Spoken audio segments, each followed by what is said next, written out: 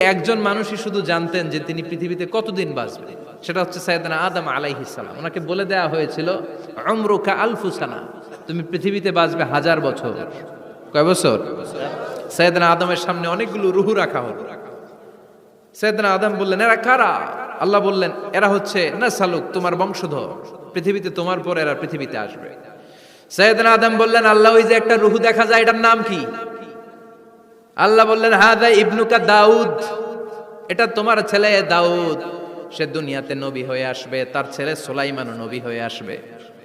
সাইয়েদনা আদম বললেন, মাবুদ, আমার ছেলে দাউদের কত বছর হায়াত আপনি দিয়েছেন? আল্লাহ বললেন, 40 সানা, মাত্র 40 বছর, 4 ইয়ার্স, 40 বছর তোমার ছেলেটা বাঁচবে। ও আল্লাহ, আমি বাঁচবো কয় বছর? তুমি বাঁচবা 1000 বছর। সুবহানাল্লাহ। সাইয়েদনা আদম বললেন, মাবুদ, এত ফুটফুটে সুন্দর আমার ছেলে দাউদ মাত্র 40 বছর